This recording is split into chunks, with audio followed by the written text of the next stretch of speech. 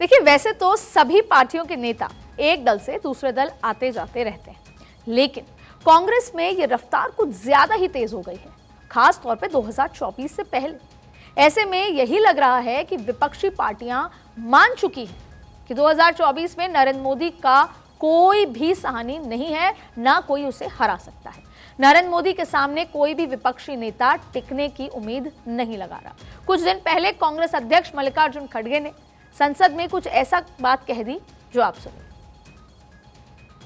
और लेकर आपका इतना बहुमत है, अब तो पहले 330 334 की, अब ने तो 400 पार हो रहा है।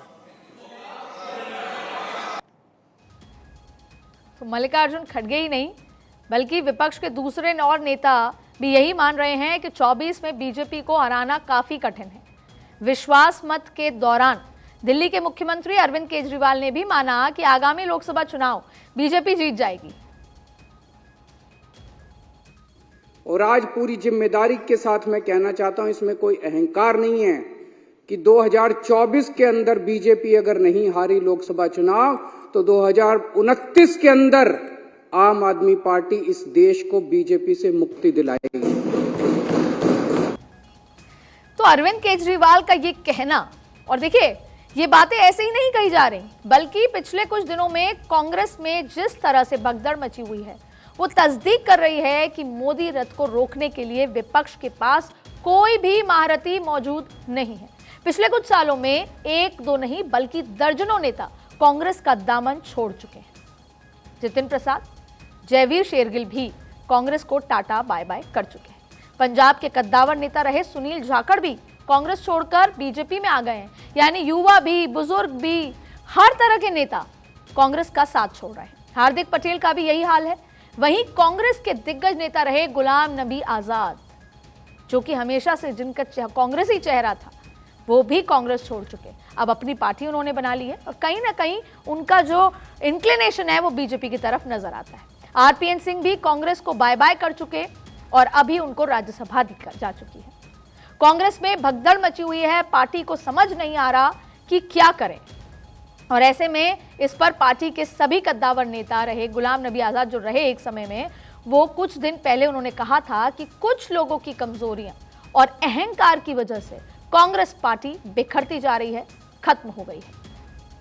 तो इस तरह की स्टेटें हमारे हाथ से, कांग्रेस के हाथ से जा रही हैं, तो बहुत अफसोस हो रहा है कि ये पार्टी कुछ लोगों की कमजोरी की वजह से और कुछ लोगों की मनमानी की वजह से खत्म हो रही है।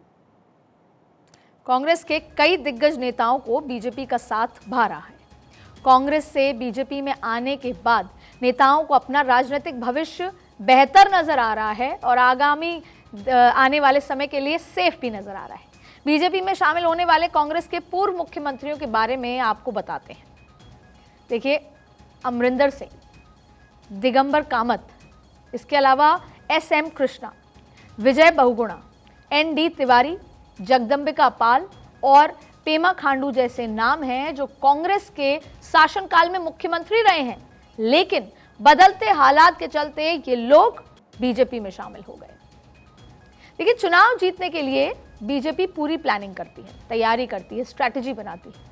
प्रधानमंत्री मोदी के चेहरे की अगर बात करें तो चेहरे के आगे अगर उनको आगे रखा जाता है, उनके चेहरे को, तो दुनिया की सबसे बड़ी पार्टी स्ट्रैटेजी बनाती है और इसका असर भी देखने को लगातार मिल रहा है।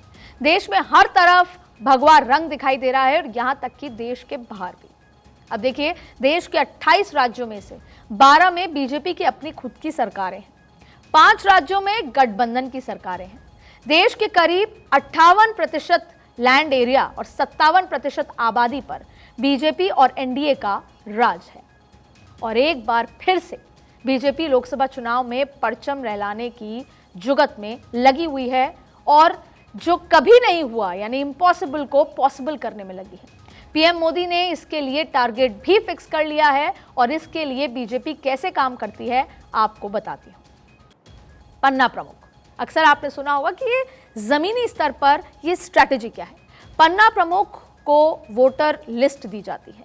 एक पन्ने की जिम्मेदारी एक व्यक्ति के ऊपर होती है जिसे पन्ना प्रमुख कहा जाता है।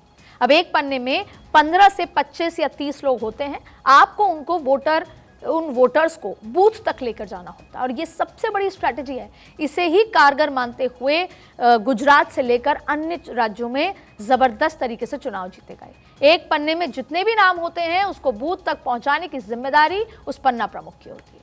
2014 के बाद पार्टी डिजिटल हो गई है, नमो ऐप से कमेटी बनती है, हर चीज का डेटा रखा जाता है और साथ में बूथ से हाई लेवल तक बीजेपी का मैनेजमेंट रहता है। यहां तक कि प्रवास में भी सब कुछ आपको डिजिटली भरना होता है एक फॉर्म में कि आप कहां गए, किन किन से बातचीत हुई, कितने लोगों से संपर्क हुआ।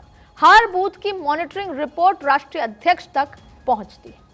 यानी जीत के लिए बीजेपी फुल एक्शन में रहती है और अपने आप को सुधार करती रहती है और आगे हाईटेक भी करती रहती है। दूसरी पार्टी के नेताओं को वेलकम करने के साथ साथ, जिसके लिए कमेटी बना दी गई है, साथ साथ माइन्यूटली रणनीति बनाती है। यही वजह है कि नरेंद्र मोदी के आगे कोई विपक्षी नेता टिक ही नहीं पाता, ना तो फिर स्ट्रैटेजी से, ना मेहनत से, ना रणनीति से, ना किसी तरीके से।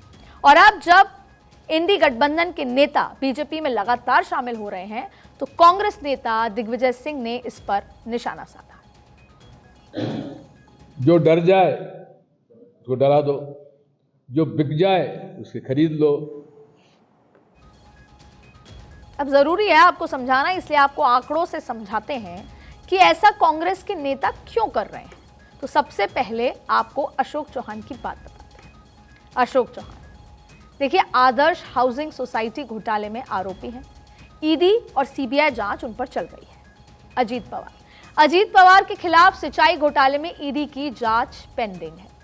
छगन भुजबल, उनकी बात करते हैं। भुजबल के खिलाफ 7 केस दर्ज हैं जिनकी जांच पेंडिंग है।